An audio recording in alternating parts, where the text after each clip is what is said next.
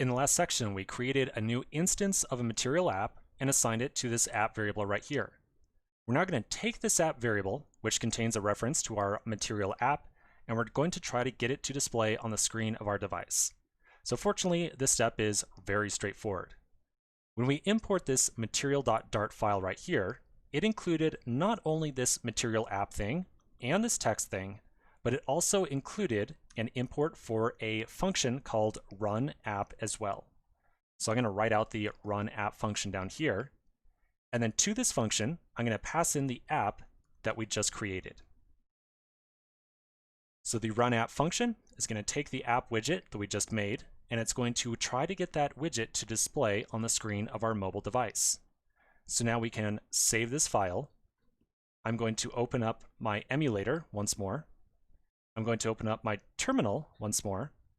And then you might notice that inside of our terminal, we get a message right here that says that we can reload our app on the fly by pressing R, or we can restart our app entirely by pressing capital R or Shift R on your keyboard. So the pressing of R or capital R is talking about having your terminal focused and then pressing those hotkeys. So if you go over to the simulator or your emulator and you just press R, nothing's going to happen.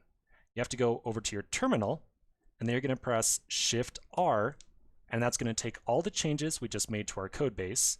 It's going to rebuild our app and then restart the application on our simulator or emulator. So when I hit Shift R over here, I then very soon see the text "Hi there" appear on my screen. Now this text very unfortunately looks absolutely hideous right now. It's got some pretty weird formatting around it, but I think you can agree with me that at least we got some content to appear on the screen, or more specifically, this text widget right here that has the text "Hi there." Okay, so that's it. We got some very simple content to show up on our screen.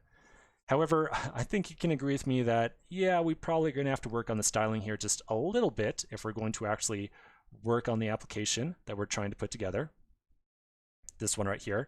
So let's take a quick pause right here. We'll come back to the next video, and we're going to start working on some more functionality to really make our app. So quick break, and I'll see you in just a minute.